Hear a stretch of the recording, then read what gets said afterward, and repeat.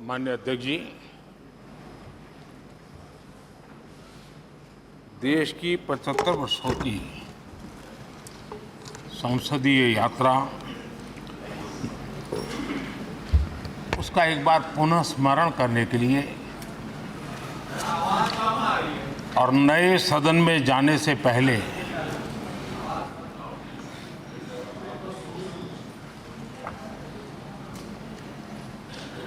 उन प्रेरक पलों को, इतिहास की महत्वपूर्ण घड़ी को स्मरण करते हुए आगे बढ़ने का ये अवसर है। हम सब इस ऐतिहासिक भवन से विदा ले रहे हैं। आजादी के पहले ये सदन इंपीरियल लेजिस्लेटिव काउंसिल का स्थान हुआ करता था। आजादी के बाद ये संसद भवन के रूप में उसको पहचान मिली। ये सही है, इस इमारत के निर्माण करने का निर्णय विदेशी शासकों का था, लेकिन ये बात हम न कभी भूल सकते हैं और हम गर्व से कह सकते हैं कि इस भवन के निर्माण में पसीना मेरे देशवासियों का लगा था, परिश्रम मेरे देशवासियों का लगा था और पैसे भी मेरे देश के लोगों के।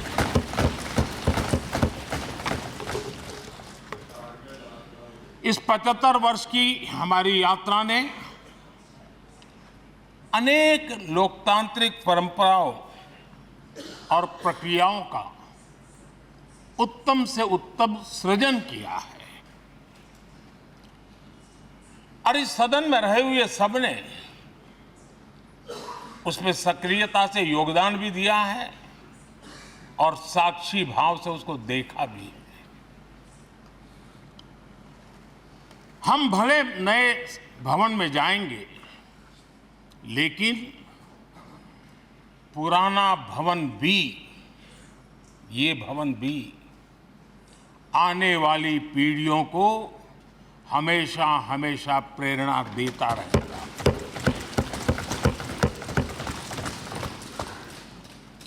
ये भारत के लोकतंत्र की स्वर्णिम यात्रा का एक महत्वपूर्ण अध्याय, जो सारी दुनिया को भारत की रगों में लोकतंत्र का सामर्थ्य कैसे है, इसका परिचित कराने का काम इस इमारत से होता रहेगा। आदरणीय अध्यक्ष जी, अमृतकाल की प्रथम प्रभा का प्रकाश राष्ट्र में एक नया विश्वास, नया आत्मविश्वास, नया उमंग, नए सपने, नए संकल्प और राष्ट्र का नया सामर्थ्य उसे भर रहा है। चारों तरफ आज भारतवासियों की उपलब्धि की चर्चा हो रही है और गौरव के साथ हो रही है। ये हमारे 75 साल के संसदीय इतिहास का एक सामूहिक प्रयास का परिणाम है, जिसके कारण विश्व में आज वो गूंज सुनाई दे रही है। आदरणीय अध्यक्ष जी, चंद्रयान 3 की सफलता न सिर्फ पूरा भारत, पूरा देश अभिभूत है और इसमें भारत के सामर्थ्य का एक नया रूप जो आधुनिकता से जुड़ा है, जो विज्ञान से जुड़ा है, जो टेक्नोलॉजी से जुड़ा है, जो हमारे वैज्ञानिकों के सामर्थ्य से जुड़ा है, जो 140 करोड़ देशवासियों के संकल्प की शक्ति से जुड़ा हुआ है, वो देश और दुनिया पर एक नया प्रभाव पैदा करने वाला है। ये सदन और इस सदन के माध्यम से मैं फिर एक बार देश के वैज्ञानिकों और उनके साथियों को कोटि कोटि बधाइयां देता हूं, उनका अभिनंदन करता हूं।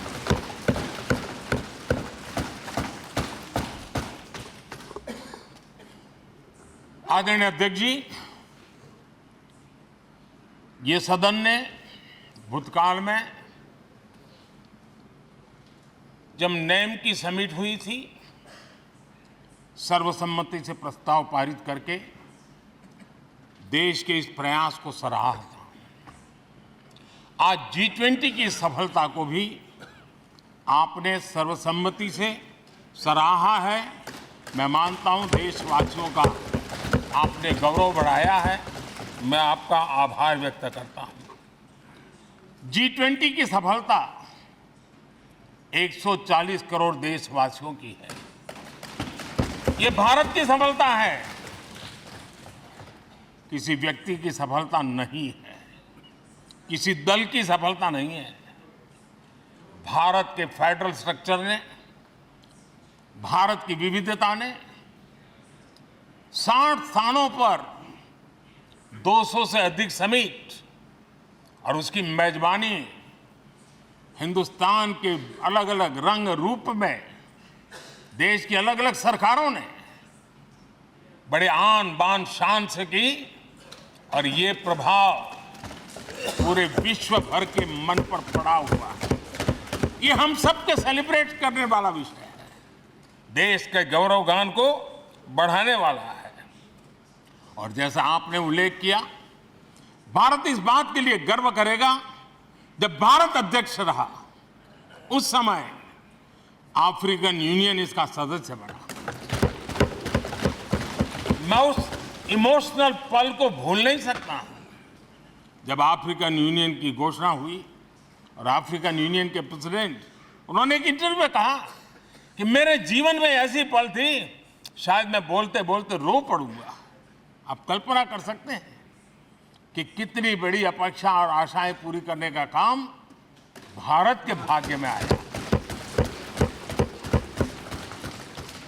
आदरणीय अध्यक्ष जी, भारत के प्रति शक करने का एक स्वभाव कई लोगों का बना हुआ है, और जब आजादी मिली तब से चल रहा है। इस बार भी यही था, कोई डिक्लेरेशन नहीं होगा, असंभव है।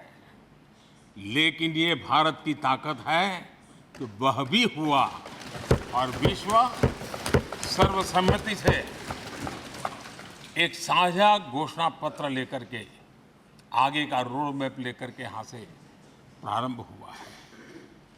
और अध्यक्ष जी, आपके नेतृत्व में, क्योंकि भारत की अध्यक्षता नवंबर के आखिरी दिन तक है, इसलिए अभी हमारे पास जो समय है उसका उपयोग हम करने वाले हैं। और आपकी अध्यक्षता में दुनिया भर के ये जो G20 के सदस्य हैं, P20 पार्लियामेंट के स्पीकर्स की एक समिट, जैसे आपने घोषणा की, सरकार का आपके इस प्रयासों को पूरा समर्थन रहेगा, पूरा सहयोग रहेगा। आदरणीय अध्यक्ष जी, हम सबके लिए गर्व की बात है कि आज भारत विश्व मित्र के रूप में अपनी जगह बना पाया है। पूरा विश्व भारत में अपना मित्र खोज रहा है, पूरा विश्व भारत की मित्रता को अनुभव कर रहा है, और उसका मूल कारण है हमारे जो संस्कार है, वेद से विवेकानंद तक जो हमने पाया है। सबका साथ सबका विकास का मंत्र आज विश्व को हमें साथ लाने में जोड़ रहा है। आदरणीय अध्यक्ष जी, ये सदन से विदाई लेना एक बहुत ही भावुक पल है। परिवार भी अगर पुराना घर छोड़कर के नए घर जाता है तो बहुत सारी यादें कुछ पल के लिए उसको झकझोर देती है। और हम जब ये सदन को छोड़ के जा रहे हैं तो हमारा मन मस्तिष्क भी उन भावनाओं से भरा हुआ है, अनेक यादों से भरा हुआ है। खट्टे मीठे अनुभव भी रहे हैं, नोकझोंक भी रही है, कभी संघर्ष का माहौल भी रहा है और कभी इसी सदन में उत्सव और उमंग का माहौल भी रहा है। ये सारी स्मृतियां हमारे साथ हम सबकी साझी स्मृतियां हैं, ये हम सबकी साझी विरासत है और इसलिए इसका गौरव भी हम सबका साझा है।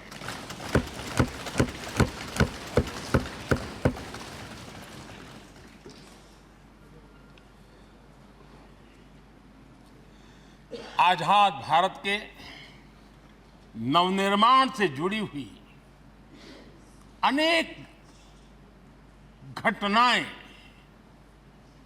इन 75 वर्ष में यही सदन में आकार लेती हुई हमने देखी है।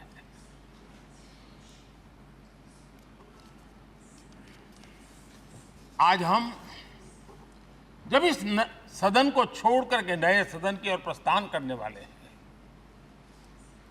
तब भारत के सामान्य मानवीय की भावनाओं को जहां जो आदर मिला है, सम्मान मिला है, उसकी अभिव्यक्ति का भी एक अवसर है। और इसलिए आदरणीय अध्यक्ष जी, मैं पहली बार जब संसद का सदस्य बना और पहली बार एक सांसद के रूप में इस भवन में मैंने प्रवेश किया तो सहज रूप से मैंने इस संसद भवन के दौर पक्ति पर अपना शीश झुका करके इस लोकतंत्र के मंदिर को श्रद्धा भाव से नमन करते हुए मैंने पैर रखा था। वो पल मेरे लिए भावनाओं से भरी हुई थी, मैं कल्पना नहीं कर सकता था। लेकिन भारत के लोकतंत्र की ताकत है, भारत के सामान्य मानवीय की लोकतंत्र के प्रति श्रद्धा का प्रतिबिंब है कि रेलवे प्लेटफॉर्म पर गुजारा करने वाला एक गरीब परिवार का बच्चा पार्लियामेंट पहुंच जाता है।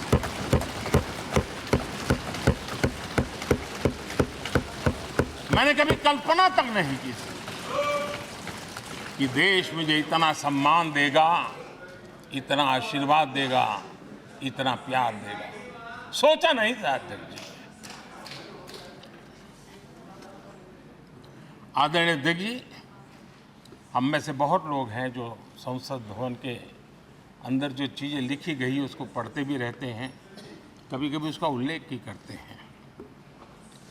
हमारे यहाँ संसद भवन के प्रवेश द्वार पर एक छांदोग्य उपनिषद का एक वाक्य है, लोक द्वारम करके पूरा वाक्य है।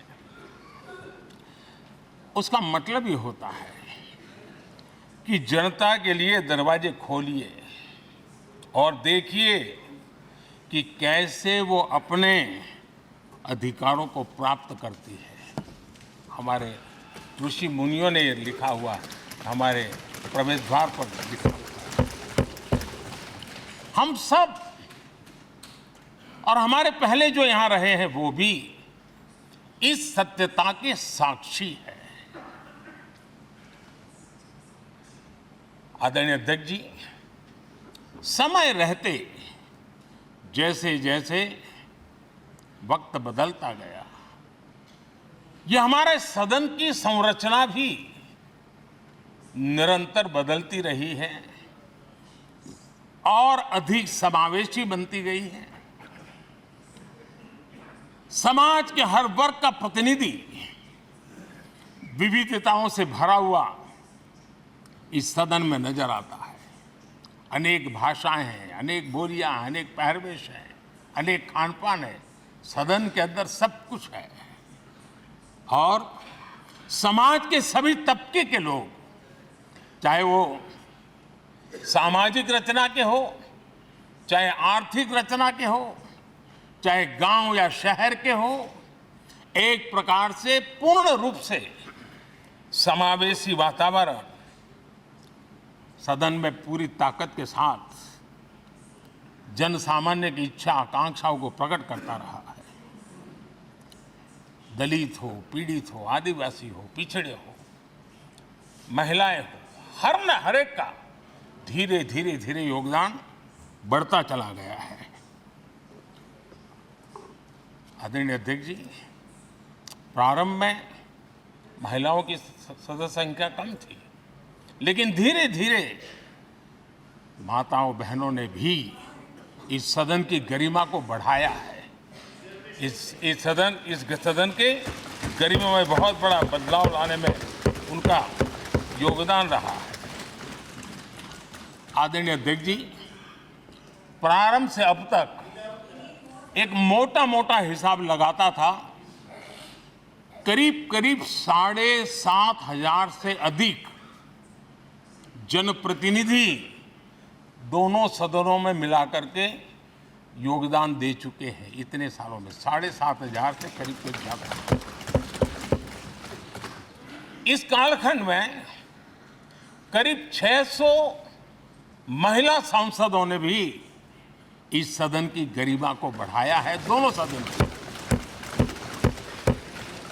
और आदरणीय अध्यक्ष जी, आप जानते हैं कि इस सदन में आदरणीय इंद्रजीत गुप्ता जी 43 ईयर, अगर मेरी गलती नहीं हो तो 43 ईयर इस सदन में लंबा समय बैठ करके इस सदन के साक्षी बनने का उनको सौभाग्य मिला था। और यही सदन है आदरणीय अध्यक्ष जी, जहां शकीकुर रहमान जी 93 की एज में भी सदन में अपना योगदान देते रहे, जबकि उनकी उम्र 93। और आदरणीय अध्यक्ष जी, ये भारत के लोकतंत्र की ताकत है कि 25 साल की उम्र की चंद्रमणि मुर्मू इस सदन की सदस्य बनी थी। सिर्फ 25 साल की उम्र की, सबसे छोटी उम्र की सदस्य बनी थी। आदरणीय अध्यक्ष महोदय, वाद विवाद, कटाक्ष, ये सब कुछ हम सब ने अनुभव किया है, हम सब ने इनिशिएट भी किया है, कोई बाकी नहीं है। लेकिन उसके बावजूद भी शायद जो परिवार भाव हम लोगों के बीच में रहा है, हमारे पहले की पीढ़ियों में भी रहा है, जो लोग प्रचार माध्यमों से हमारे यहाँ का रूप देखते हैं और बाहर निकलते ही हमारा जो अपनापन होता है, परिवार भाव होता है, वो एक अलग ही ऊंचाई पर ले जाता है। और ये भी इस सदन की ताकत है, एक परिवार भाव। और उसके साथ साथ हम कभी कड़वाहट पाल करके नहीं जाते हैं। हम उसी प्यार से सदन छोड़ने के कई वर्षों के बाद भी मिल जाए तो भी उस प्यार को कभी भूलते नहीं है, उस स्नेह भरे याद दिनों को भूलते नहीं है। वो मैं अनुभव कर सकता हूं। आदरणीय अध्यक्ष जी, हमारे पहले भी और वर्तमान भी हमने कई बार देखा है कि अनेक संकटों के बावजूद भी, अनेक असुविधाओं के बावजूद भी सांसद सदन में आए हैं और उन्होंने शारीरिक पीड़ा भी असह्य हो तो भी सदन में एक सांसद के रूप में जनप्रतिनिधि के रूप में अपना कर्तव्य निभाया है। ऐसी अनेक घटनाएं आज हमारे सामने हैं। गंभीर गंभीर बीमारियों के बावजूद भी कोई व्हीलचेयर में आना पड़ा, किसी को डॉक्टरों को बाहर खड़े रख करके अंदर आना पड़ता था, लेकिन सभी सांसदों ने कभी न कभी इस प्रकार से अपनी भूमिका निभाई। कोरोना काल हमारे सामने उदाहरण है। हर परिवार में रहता था कहीं बाहर जाए तो मौत को बुलावा न दे दे, उसके बावजूद भी हमारे माननीय सांसद दोनों सदन में कोरोना काल के इस संकट की घड़ी में भी सदन में आए, अपना कर्तव्य निभाया। हमने राष्ट्र का काम रुकने नहीं दिया। आवश्यकता पड़ी, डिस्टेंस रखना भी था और बार बार टेस्टिंग भी करना पड़ता था। सदन में आते थे लेकिन मास्क पहनना पड़ता था। बैठने की रचना भी अलग अलग की, समय भी बदले गए। हर चीज के साथ राष्ट्र का काम रुकना नहीं चाहिए, इस भाव से सभी सदस्यों ने इस सदन को अपने कर्तव्य का महत्वपूर्ण अंग माना, संसद को चलाए रखा। और मैंने देखा है कि इस सदन से इतना लगाव लोगों का रहता है कि पहले कभी हम देखते थे कोई 30 साल पहले सांसद रहा होगा, कोई 35 साल पहले रहा होगा, लेकिन वो सेंट्रल हॉल तो जरूर आएगा। जैसे मंदिर जाने की आदत होती है, वैसे उनको सदन में आने की आदत है। इस जगह का लगाव बन जाता है, एक आत्मीय भाव से जुड़ाव हो जाता है। और ऐसे बहुत से पुराने लोग हैं जो आते जाते भी मन करता है जरा चलो एक चक्कर काट ले। आज उनका जनप्रतिनिधि के नाते दायित्व नहीं है, लेकिन भूमि के प्रति उनका लगाव हो जाता है। ये सामर्थ्य होता है इस सदन का। आदरणीय अध्यक्ष महोदय, आजादी के बाद बहुत बड़े बड़े विद्वान लोगों ने बहुत आशंकाएं व्यक्त की थी। पता नहीं देश का क्या होगा, चल पाएगा कि नहीं चल पाएगा, एक रहेगा कि बिखर जाएगा, लोकतंत्र बना रहेगा नहीं, 50। लेकिन इस देश की संसद की ताकत है कि पूरे विश्व को गलत सिद्ध कर दिया और ये राष्ट्र पूरे सामर्थ्य के साथ आगे बढ़ता रहा। और इस विश्वास से कि हम भले आशंकाएं होंगी, घने काले बादल होंगे, लेकिन सफलता प्राप्त करते रहेंगे। और ये हम सब लोगों ने, हमारी पुरानी पीढ़ियों ने मिलकर के इस काम को करके दिखाया है।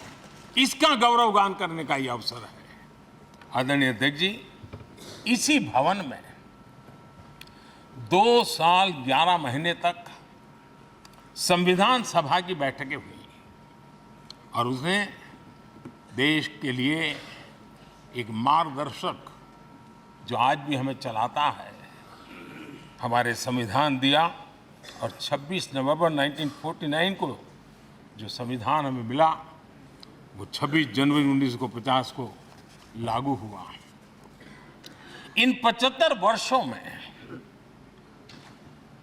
सबसे बड़ा जो अचीवमेंट है वो ये है कि देश के सामान्य मानवी का इस संसद पर विश्वास बढ़ता ही गया है। और लोकतंत्र की सबसे बड़ी ताकत यही है कि इस महान संस्था के प्रति, इस महान इंस्टीट्यूशन के प्रति, इस व्यवस्था के प्रति उनका विश्वास अटूट रहे, विश्वास उनका बना रहे। इन 75 वर्षों में हमारी संसद ने जन भावनाओं की अभिव्यक्ति का भवन भी बना दिया। यहाँ जन भावनाओं की पुरजोश अभिव्यक्ति और हम देखते हैं राजेंद्र बाबू से लेकर डॉक्टर कलाम, रामनाथ जी कोविंद और अभी द्रौपदी मुर्मू जी, इन सब के संबोधन का लाभ हमारे सदनों को मिला है, उनका मार्गदर्शन मिला है। आदरणीय अध्यक्ष जी, पंडित नेहरू जी, शास्त्री जी, वहां से लेकर के अटल जी, मनमोहन सिंह जी तक एक बहुत बड़ी श्रृंखला जिसने इस सदन का नेतृत्व किया है और सदन के माध्यम से देश को दिशा दी है, देश को नए रंग रूप में ढालने के लिए उन्होंने परिश्रम किया है, पुरुषार्थ किया है। आज उन सबका गौरवगान करने का भी अवसर है। आदरणीय अध्यक्ष जी, सरदार वल्लभ भाई पटेल, लोहिया जी, चंद्रशेखर जी, आडवाणी जी, न जाने अनगिनत नाम, जिन्होंने हमारे इस सदन को समृद्ध करने में, चर्चाओं को समृद्ध करने के लिए, देश के सामान्य से सामान्य व्यक्ति की आवाज को ताकत देने का काम इस सदन में किया है। विश्व के भी अनेक राष्ट्राध्यक्षों ने हमारे इन सदनों को संबोधित करने का भी अवसर आए हैं और उनकी बातों में भी भारत के लोकतंत्र के प्रति आदर का भाव व्यक्त हुआ है। आदरणीय अध्यक्ष जी, उमंग उत्साह के पल के बीच भी कभी सदन की आंख से आंसू भी बहे। ये सदन दर्द से भर गया जब देश को 3 अपने प्रधानमंत्री उनको अपने कार्यकाल में ही खोने की नौबत आई, नेहरू जी, शास्त्री जी और इंदिरा जी। तब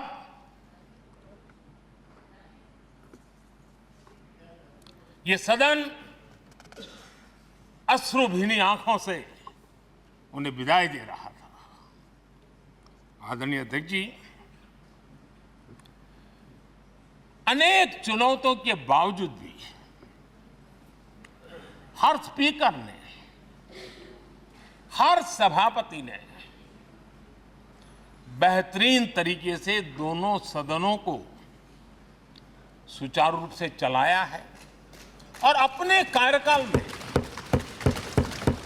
उन्होंने जो निर्णय किए, वो निर्णय मावलंकर जी से काल से शुरू हुए हो या सुमित्रा जी के कालखंड के हो या बिरला जी के, आज भी उन निर्णयों को रेफरेंस पॉइंट माना जाता है। ये काम हमारे करीब 17 स्पीकर और उसमें 2 हमारी महिला स्पीकर ने भी, और मावलंकर जी से लेकर के सुमित्रा ताई तक और बिरला जी का मार्गदर्शन आज भी हमें मिल रहा है। हर एक ने अपनी अपनी शैली रही है, लेकिन उन्होंने सबको साथ लेकर के नियमों कानूनों के बंधन में इस सदन को हमेशा ऊर्जावान बनाए रखा है। मैं आज उन सभी स्पीकर महोदय को भी आज वंदन करता हूं, अभिनंदन करता हूं।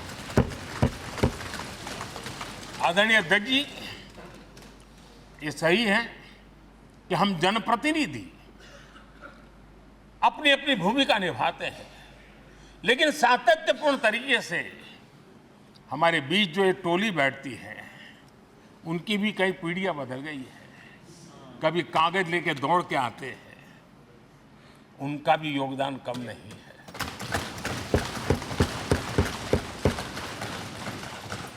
हमें कागज पत्र पहुंचाने के लिए दौड़ते हैं, सदन में कोई गलती ना हो जाए, उसके निर्णय में कोई गलत ना हो जाए, उसके लिए वो चौकन्ने रहते हैं। जो काम इनके द्वारा हुआ है, उसने भी सदन के क्वालिटी ऑफ गवर्नेंस में तेजी लाने में बहुत बड़ी मदद की है। मैं उन सभी साथियों का और इनके पूर्व में जो रहे हैं उनका भी हृदय से अभिनंदन करता हूं। इतना ही नहीं, सदन मतलब ये खंड ही नहीं है, इस पूरे परिसर में अनेक लोगों ने, किसी ने हमें चाय पिलाई होगी, किसी ने पानी पिलाया होगा, किसी ने रात रात चली हुई सदन को किसी को भूखा पेट रहने नहीं दिया होगा। कई प्रकार की सेवाएं की होगी। किसी ने माली ने इसके बाहर के एनवायरनमेंट को संभाला होगा, किसी ने इसकी सफाई की होगी। न जाने कितने ही अनगिनत लोग होंगे जिन्होंने हम सब अच्छे ढंग से काम कर सके, और यहां जो काम हो वो काम देश को आगे बढ़ाने के लिए अधिक से अधिक तेजी से हो, उसके लिए जो माहौल बनाना, व्यवस्था बनाना, उसके लिए जिसने योगदान दिया है, मेरी तरफ से भी और इस सदन की तरफ से भी मैं उनका विशेष रूप से नमन करता हूं।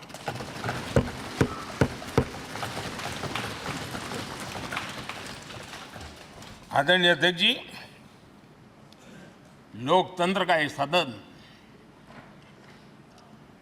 आतंकी हमला हुआ, पूरे विश्व में यह आतंकी हमला एक इमारत पर नहीं था, ये मदर ऑफ डेमोक्रेसी एक प्रकार से हमारी जीवात्मा पर यह हमला था। ये देश उस घटना को कभी भूल नहीं सकता है, लेकिन आतंकियों से लड़ते लड़ते सदन को बचाने के लिए और हर सदस्य को बचाने के लिए जिन्होंने अपने सीने पर गोलियां झेली, आज मैं उनको भी नमन करता हूं। हमारे बीच नहीं है, लेकिन उन्होंने बहुत बड़ी रक्षा की है। आदरणीय अध्यक्ष जी,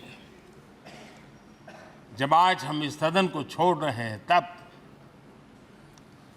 मैं उन पत्रकार मित्रों को भी याद करना चाहता हूं जिन्होंने जीवन में,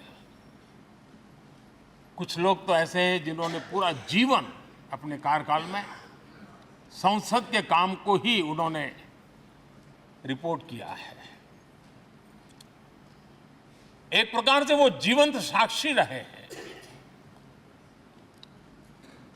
उन्होंने यहां की पल पल की जानकारी देश तक पहुंचाई, और तब तो ये सारा टेक्नोलॉजी अवेलेबल नहीं थी। तब वही लोग थे जो यहां की बात पहुंचाते थे, और उनका सामर्थ्य था वो अंदर की भी पहुंचाते थे और अंदर के अंदर की भी पहुंचाते थे।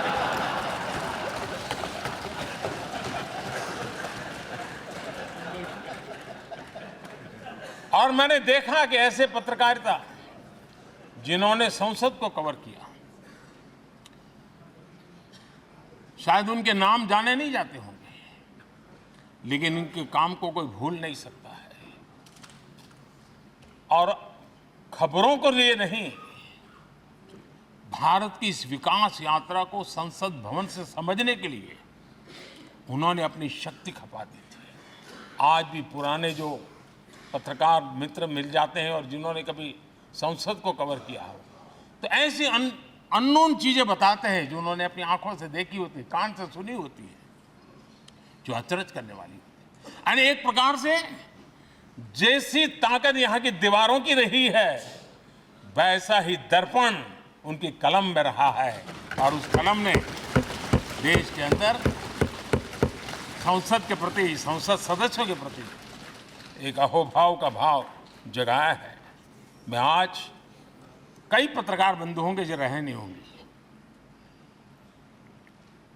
लेकिन मेरे लिए जैसा ये सदन छोड़ना भावुक पल है, मैं पक्का मानता हूं इन पत्रकार बंधुओं के लिए भी ये सदन छोड़ना उतना ही भावुक पल होगा, क्योंकि इनका लगाव हमसे भी ज्यादा रहे हैं। कुछ तो पत्रकार ऐसे होंगे जो हम लोगों की टर्म से भी समय उन्होंने काम किया होगा। आज उनके उस महत्वपूर्ण लोकतंत्र की ताकत बनने के लिए, योगदान देने के लिए भी याद करने का अवसर है।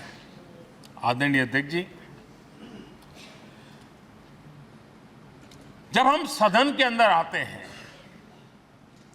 हमारे यहां नाद ब्रह्म की कल्पना है।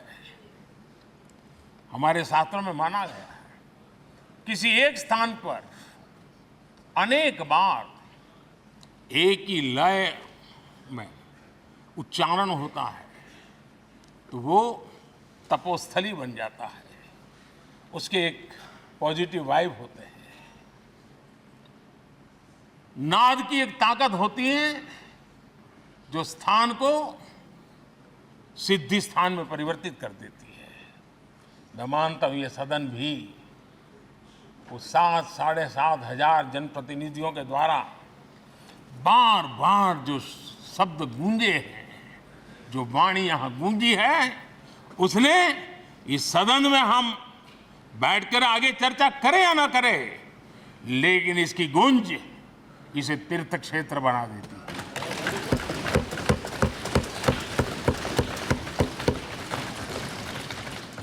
एक जागृत जगह बन जाती है और लोकतंत्र की प्रति श्रद्धा रखने वाला व्यक्ति आज से 50 साल के बाद भी जब यहां देखने के लिए भी आएगा तो उसे उस गूंज की अनुभूति होगी कि कभी भारत की आत्मा की आवाज यहां पर गूंजती थी। और इसलिए अध्यक्ष महोदय, ये वो सदन है जहां कभी भगत सिंह, बटुकेश्वर दत्त, उन्होंने अपनी वीरता सामर्थ्य से अंग्रेज सल्तनत को जगा दिया था बम का धमाका करके। वो बम की गूंज भी जो देश का भला चाहते हैं उनको कभी सोने नहीं देती। आदरणीय अध्यक्ष जी, ये वो सदन है जहां पंडित जी को इसलिए भी याद किएगा, अनेक बातों के लिए याद करेगा, लेकिन हम जरूर याद करेंगे इसी सदन में पंडित नेहरू का at the stroke of midnight की गूंज हम सबको प्रेरित करती रहेगी। और इसी सदन में अटल जी ने कहा था, वो शब्द आज भी गूंज रहे हैं इस सदन में, सरकारें आएगी जाएगी, पार्टियां बनेगी बिगड़ेगी, लेकिन ये देश रहना चाहिए।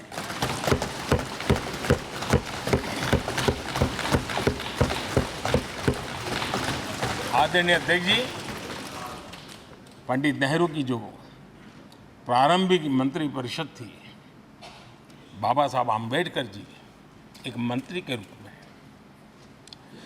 दुनिया की बेस्ट प्रैक्टिसेस भारत में लाने पर बहुत जोर दिया करते थे। फैक्ट्री कानून में अंतर्राष्ट्रीय सुझावों को शामिल करने पर बाबा साहब सर्वाधिक आग्रही रहे थे और उसका परिणाम आज देश को लाभ मिल रहा है। बाबा साहब आम्बेडकर ने देश को नेहरू जी की सरकार में वाटर पॉलिसी दी थी और उस वाटर पॉलिसी बनाने में बाबा साहब आम्बेडकर की बहुत बड़ी भूमिका रही थी। आदरणीय अध्यक्ष जी, हम ये जानते हैं कि भारत में बाबा साहब आम्बेडकर एक बात हमेशा कहते थे कि भारत में सामाजिक न्याय के लिए भारत का औद्योगिकरण होना बहुत जरूरी है, क्योंकि देश के दलित पिछड़ों के पास जमीन ही नहीं है, वो क्या करेगा? औद्योगिकरण होना चाहिए। और बाबा साहब इस बात को मान करके डॉक्टर श्यामा प्रसाद मुखर्जी, जो पंडित नेहरू के मंत्री थे, उन्होंने इस देश में और पहले वाणिज्य मंत्री के रूप में और उद्योग मंत्री के रूप में उन्होंने इंडस्ट्री पॉलिसी इस देश में लाई थी। आज भी कितनी ही इंडस्ट्री पॉलिसी बने, लेकिन उसकी आत्मा वही होती है जो पहली सरकार के थी और उनका भी बहुत बड़ा अहम योगदान रहा था। आदरणीय अध्यक्ष जी, लाल बहादुर शास्त्री जी ने 65 के युद्ध में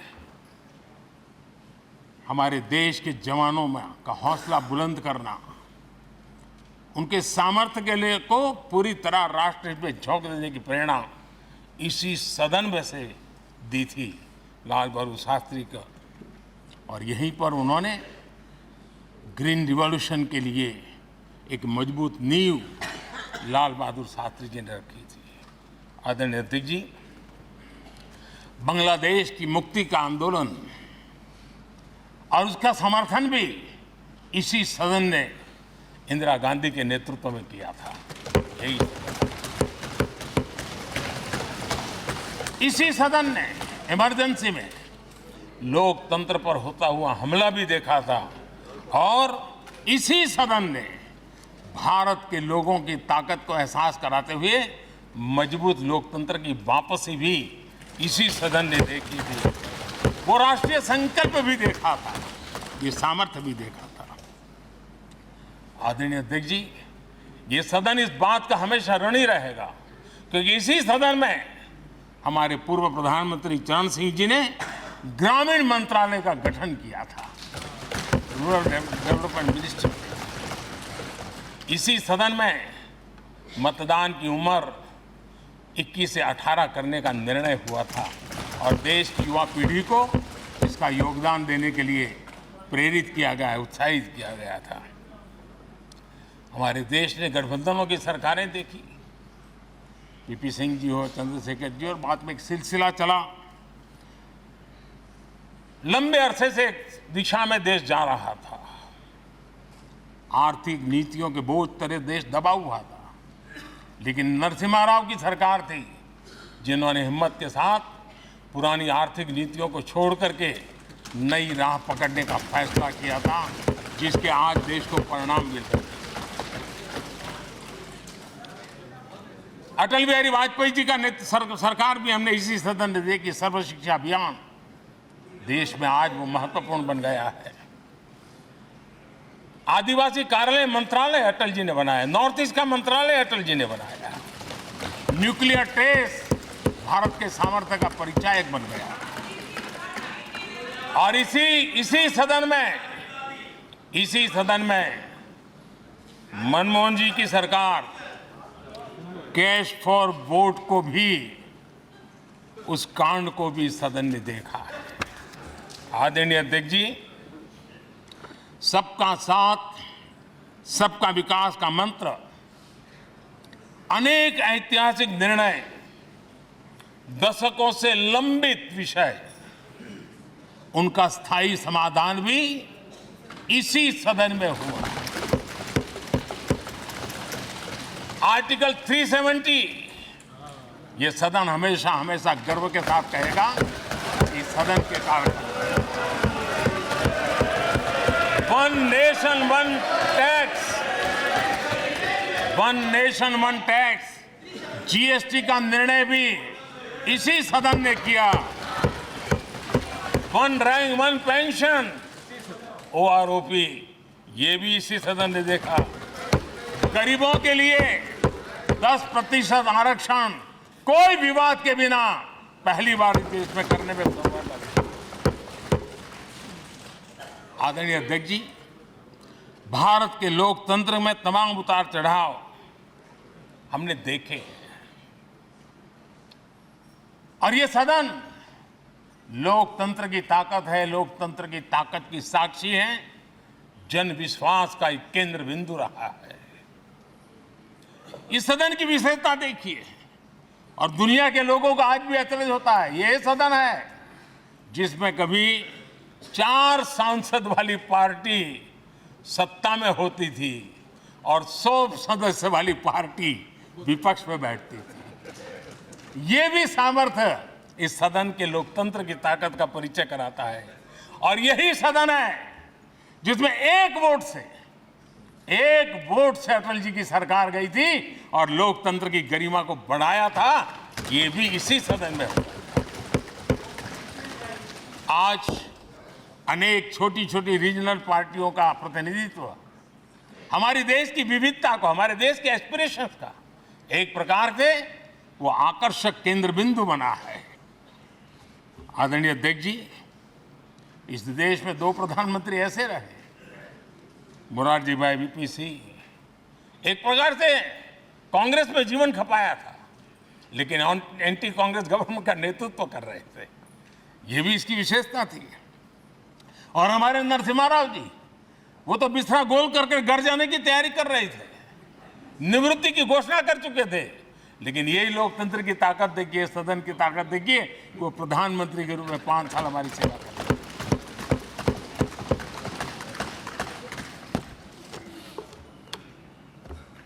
आदरणीय अध्यक्ष जी,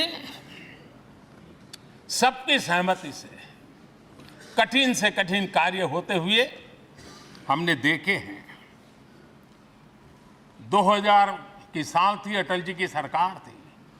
इसी सदन ने 3 राज्यों का गठन सर्वस्वीकृति से किया और बड़े उमंग उत्साह से किया।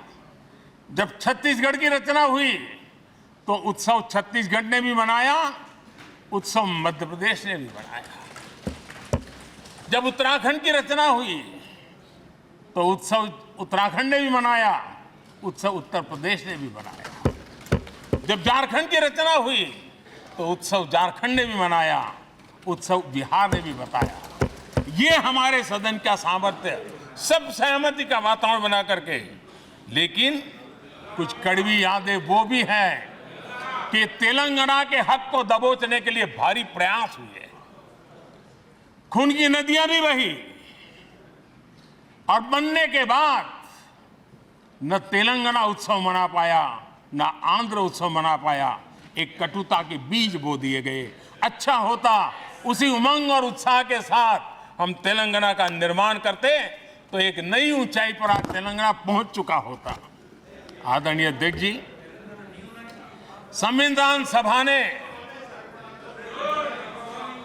आदरणीय अध्यक्ष जी, इस सदन की परंपरा रही है। संविधान सभा ने उस समय अपना दैनिक भत्ता 45 रुपये से कम करके 40 कर दिया था। उनको लगा हमें इसको कम करना चाहिए। आदरणीय अध्यक्ष जी, यही सदन है कैंटीन में मिलने वाली सब्सिडी, जो बहुत कम पैसे में खाना मिलता था, इसी सदस्यों ने उस सब्सिडी को भी खत्म कर दिया और पूरा पैसा देकर के अब कैंटीन में खाते हैं। आदरणीय अध्यक्ष जी, कोरोना काल में जब जरूरत पड़ी तो यही सांसद जिन्होंने एमपी लेड फंड को छोड़ दिया और देश को इस संकट की घड़ी में मदद करने के लिए आगे आए। इतना ही नहीं, कोरोना काल में इसी सदन के सांसदों ने अपने तनख्वाह में 30% कटौती की और उन्होंने देश के सामने आए हुए संकट में अपनी बहुत बड़ी जिम्मेवारी निभाई। आदरणीय अध्यक्ष जी, हम गर्व से कह सकते हैं, ये सदन में बैठे हुए लोग भी कह सकते हैं, हमारे पूर्वज जो सदन में बैठे थे वो भी कह सकते हैं कि हम ही लोग हैं जिन्होंने हम पर डिसिप्लिन लाने के लिए हमारे यहाँ जनप्रतिनिधित्व कानून में समय समय पर कठोरता बरती। नियम हमने ही लादे, हमने ही तय किया कि नहीं, जनप्रतिनिधि के जीवन में ये नहीं हो सकता। मैं मानता हूं ये जीवंत लोकतंत्र का बहुत बड़ा उदाहरण है और ये सदन ने दिया है, यही माननीय सांसदों ने दिया है और हमारी पुरानी पीढ़ी के सांसदों ने दिया है। और मैं मानता हूं कि कभी कभी उन चीजों को भी याद करना चाहिए। आदरणीय अध्यक्ष जी, हम जो वर्तमान सांसद हैं उनके लिए तो ये विशेष सौभाग्य का अवसर है। सौभाग्य का अवसर इसलिए है कि हमें इतिहास और भविष्य दोनों की कड़ी बनने का अवसर मिला है।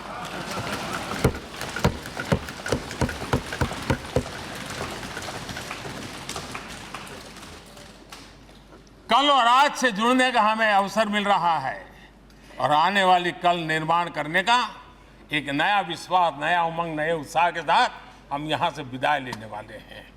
आदरणीय अध्यक्ष महोदय, आज का दिवस सिर्फ और सिर्फ इस सदन के सभी 7,500 जनप्रतिनिधि रह चुके हैं उनके गौरवगान का पल है।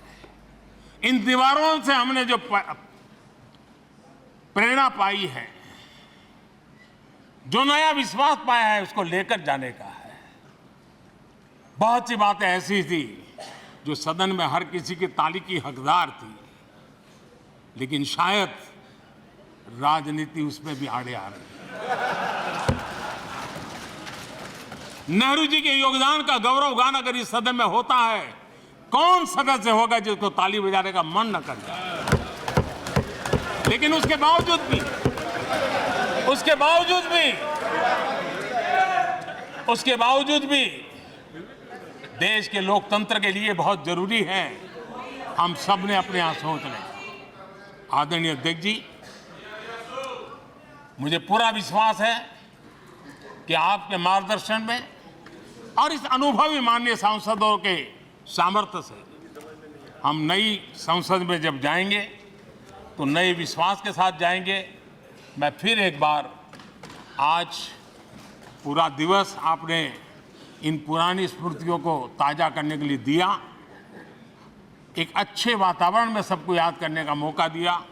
इसके लिए मैं आप सबका आपका हृदय से आभार व्यक्त करता हूं और मैं सभी सदस्यों से आग्रह करूंगा कि अपने जीवन की ऐसी मधुर यादों को यहाँ हम जरूर व्यक्त करें ताकि देश तक पहुँचे कि सचमुच में ये हमारा सदन, ये हमारे जनप्रतिनिधियों की गतिविधि सच्चे अर्थ में देश को समर्पित है, इसका भाव लोगों के तक पहुँचे। इसी एक अपेक्षा के साथ मैं फिर एक बार इस धरती को प्रणाम करता हूँ, इस सदन को प्रणाम करता हूँ, भारत के मंदिरों से बनी हुई हर एक दीवार के हर एक एक ईंटे को प्रणाम करता हूँ और पिछले 75 साल में भारत के लोकतंत्र को नया सामर्थ्य शक्ति देने वाले हर गुंज को, उस नाद ब्रह्म को नमन करते हुए मेरी वाणी को विराम कर देता हूं। बहुत बहुत धन्यवाद।